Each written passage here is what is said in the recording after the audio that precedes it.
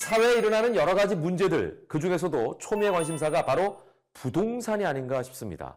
좋은 화제거리면 좋을 텐데 부동산과 관련해 분쟁이 일어나는 일도 많죠. 내가 살고 있는 집, 일을 하려고 빌린 공간에서 분쟁이 일어난다면 이것처럼 곤란한 일도 없을 텐데요. 이런 문제들을 함께 고민하고 도움을 준다는 고수. 과연 고수의 방법은 뭘까요? 너무 궁금한데요. 누구나 꿈꾸는 안락한 주거 공간. 대부분은 평생 모은 재산으로 나와 내 가족을 위해 집을 마련하곤 하죠. 그런데 이사를 앞둔 상황에 보증금을 돌려받지 못한다면 한순간 일상은 흔들리고 맙니다. 답답하고 막막한 상황, 어디 도움 주실 분 없을까요? 안녕하세요. 임대차 법률 조언 제가 도와드리겠습니다. 임대차 전문 변호 오영호 고수를 소개합니다. 서울 강남에 위치한 고수의 사무실. 네. 의뢰인이 찾아온 모양인데요.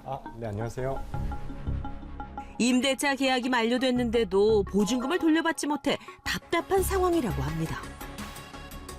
그 임대차 보증금 관련 문의 주셨는데 혹시 임대차 계약은 언제 체결됐나요?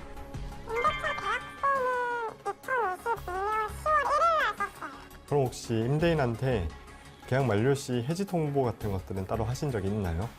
네, 계약 기간이 2년이었는데 3개월 전에 보통 한다고 해서 3개월 전에 저는 나간다 이렇게 문자로 말씀을 드렸습니다. 계약 시점부터 해지 통보 시점까지 사실관계를 확인하는 고수. 시간 순서로 사건을 파악하는 단계입니다. 보통 의뢰인들은 법률 전문가가 아니기 때문에 두루뭉술한 이런 이벤트들을 이야기를 하거나 아니면 이제 법률 요건에 정확하게 맞지 않는 사실들을 이야기를 하게 됩니다. 그래서 정확한 사실관계를 파악을 하기 위해서는 정확한 일시 그리고 그 정확한 행위의 내용이 필요합니다. 이렇게 한 장으로 정리를 해두면 중요 쟁점을 한눈에 파악할 수 있다는데요. 사실관계 파악은 끝났으니 이제 보증금 반환을 위해 뭘 해야 할까요? 이렇게 보증금 못 받으신 경우에는 저희가 밟아야 하는 절차들이 몇 가지가 있거든요. 첫 번째로는 내용증명을 보내게 됩니다. 내용증명은 보증금을 언제까지 반환을 해달라, 그리고 반환을 해주지 않으면 우리는 임차권 등기도 진행할 거고 보증금 반환 청구 소송도 진행을 할 것이다, 이런 내용입니다. 이런 일을 또 당하게 될까봐 너무 두려운데 앞으로 임대차 계약을 할 때 제가 꼼꼼히 봐야 할 사항이 있을까요? 중개대상물 확인 설명서라는 것을 통해서 확인을 할 수 있습니다. 부동산과 관련된 이 많고 많은 정보 중에 반드시 확인해야 할 정보가 있답니다. 첫 번째로 대상 물건의 표시에서는 그 해당 주소지가 계약서의 주소지가 맞는지 확인을 해야 합니다. 두 번째로 권리관계에 관한 사항에서는 임대인의 근저당권 등 채무관계를 상세히 확인하셔야 됩니다.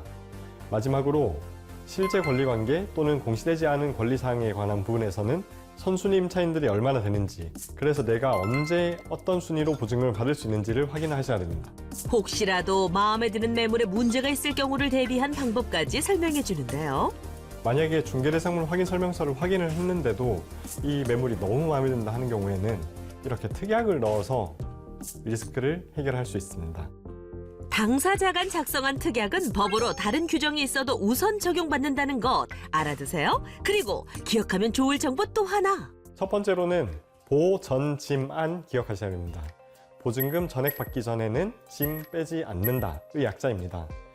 이렇게 보증금을 받지 않았는데도 짐을 빼고 인도를 하게 되면 임차인의 대항력과 우선 변제권이 사라지기 때문에 이 부분 주의하셔야 합니다. 두 번째로는 주인이 한 명인 다가구 주택에서 확정일자 부여 현황을 꼭 확인을 하셔야 된다는 이야기입니다.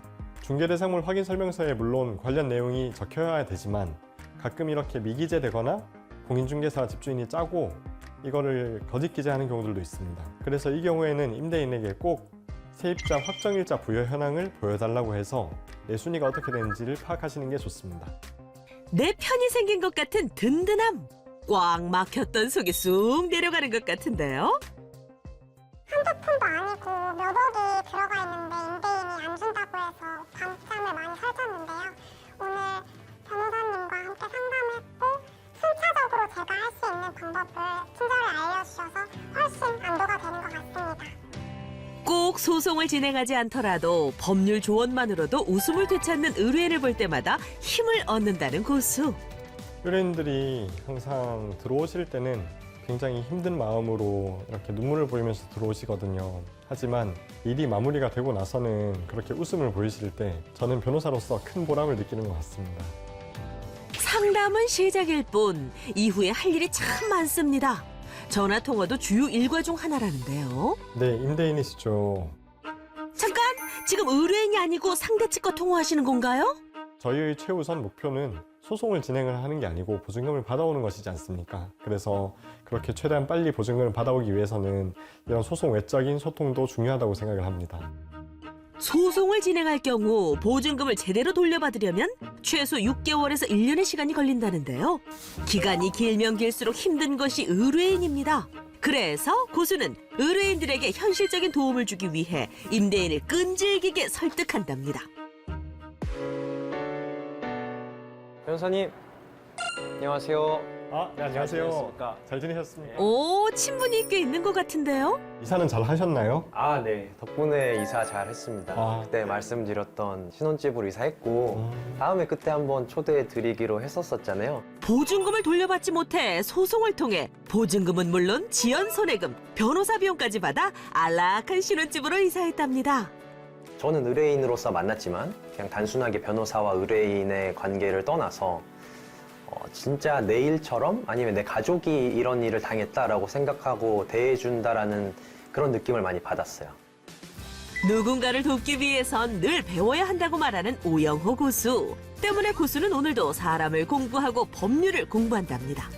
공부를 한다는 것은 세상을 바라보는 해상도를 높이는 일이라는 말이 있습니다.